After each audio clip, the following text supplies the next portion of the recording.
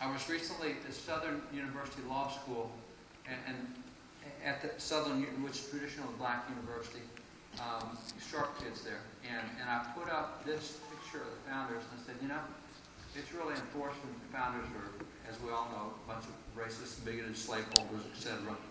And they said, yeah, it is. And so, by the way, who up there owned slaves? And they said, Thomas Jefferson. I said, right. I said, who else owned slaves? Did you know they couldn't give me another single name out of the whole group? I said, so let me see if I get this right.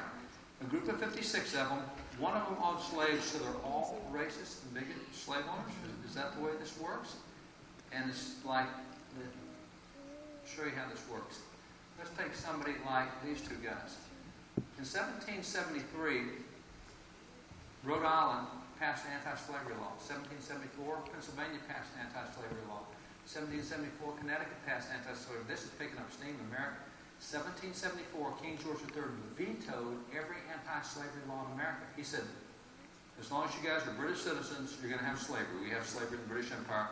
That's when a lot of founding fathers said, great, let's not be British citizens anymore. That's why you'll find in the Declaration of Independence it lists the desire to end slavery twice as often as taxation without representation. We hear about taxation without representation, nothing about the desire to end slavery. As soon as these guys, and by the way, you'll find out as soon as we got free from Great Britain in 1776, went back and started passing the same anti-slavery laws. Not every state abolished it. South kept it, but across the North, those went out. That's where we had so many blacks elected office in the New England states, etc. Now, these two guys here, when the king struck down the anti-slavery laws, these two guys founded this society right here, the first anti-slavery society in America. It is, see that? The Constitution for the Pennsylvania Society for promoting the abolition of slavery and the relief of free Negroes unlawfully held in bondage begun in the year 1774. Wait a minute, why not 1776 when it became a nation? Because 1774 is when the king struck down the anti-slavery law and they said, you say we can't end slaves? Or we can't end slavery? God says we can't end slavery. They started this society as an act of civil disobedience against King George III. I've got to point out, you've got to have a little bit of backbone to do civil disobedience against a tyrant monarch. You know, it's not like having attorneys come defend you. These guys took on the tyrant monarch themselves. Now, this guy right here, Benjamin Rush, went on to found the national abolition movement. Got abolition society started in every state, and he was the national leader of the abolition movement. He is the founder of the first black denomination in America, the AME denomination, along with Richard Allen Absalom Jones. He trained the first black physicians in America.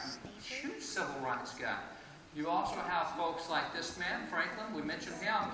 Well, in 1768, he combined with this side of the Declaration of Francis Hopkinson, and they started a whole chain of schools across America for black Americans. The reason it's significant is in the British polity, you didn't educate blacks. You don't do that. Well, these guys said, watch us. And so Franklin and Hopkinson started a chain of schools for black Americans teaching Christianity and academics. Again, violation of British law and policy. You have here Stephen Hopkins. He's the guy who did the anti-slavery law in Rhode Island in 1773. He's still the governor of Rhode Island. So once we separated, he signed the first anti-slavery law in America. Went back and passed the law the king had struck down. You have here John Witherspoon. He's president of Princeton University. At his university, Princeton University, he trained both black students and white students at Princeton University. Oh, they didn't do that back then? Oh, yeah, they did. Matter of fact, one of his black students, John Shops, became one of the greatest educators in American history. Went on to revolutionize North Carolina in a period of segregation where he broke through all sorts of barriers. You have William Ellery, who did the first national anti-slavery law in America. You have James Wilson, who started the first law school in America and taught any law books. And by the way, he signed the Constitution as well. He's one of the original justices on the U.S. Supreme Court. He signed the law book. He created the first law books and said, students, if there is slavery, it violates not only the Bible, but it violates the laws of nature. It violates the laws of nature. You cannot have slavery. Now, how come we don't ever hear from these guys? We just hear Jefferson owned slaves. And that's our whole, see, that's where it's fun to nail people when they say, oh, all the founding fathers owned slaves. Really? Who owned slaves? Well, Jefferson. There's 250 founding fathers. Come on, give me some more. They can't do it. This is what's called deconstructionism. We have learned in America to point out everything negative and none of the positives. See, that's why we learned about all the white heroes, but none of the black heroes. By the way, none of the Hispanic heroes, none of the Indian heroes, none of the Catholic heroes, none of the other heroes. We don't do that anymore. And it goes back to a book that Woodrow Wilson wrote back in 1907 before he became president. It's called The History of the United States. He is a hardcore racist. The first film ever shown in the White House was by Woodrow Wilson. It was a Klan recruiting film. It's called the Second Revival of the Klan that he brought up. When he became president, he got rid of every black in office except one. He left one black in federal office, got rid of all of them. And he wrote the history of the United States, and he points out in there how great the whites were and how great the Klan was to save us from the black. If it hadn't been for the Klan, we'd be really... We've written history books based on this stupid stuff since 1907. That's why it's predominantly white. Saying that, it's just not history. That's why going back to the original documents makes sense for us. So that's how I answered that. The other thing about, what about the shellfish kind of stuff? Well, yeah, what about the shellfish? That's ceremonial law. That's not civil law. Civil law says you don't kill, you don't perjure yourself, and what's wrong with those? Are you going to say shellfish is the same as murder? Ask somebody that. It drives me crazy, you know. Don't give me the ceremonial law kind of stuff. I'm going to talk to you about civil laws. I'm going to talk to you about, for example, the Constitution, 2 clauses prohibits bills of attainder.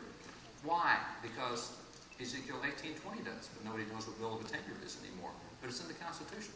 The Constitution says you can't be convicted of treason unless there's 2 witnesses to the same overt act. Why does it say that? Because Deuteronomy 17:15 says that verbatim.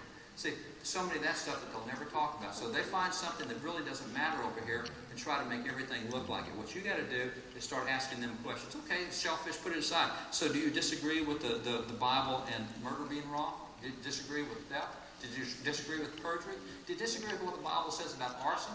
Maybe you disagree with what the Bible says about incest. You know, take all the other things. Put them in a corner. Just start asking them questions. Don't let them use one example to stereotype the whole thing when you've got 1,000 on the other side and you can come back with it.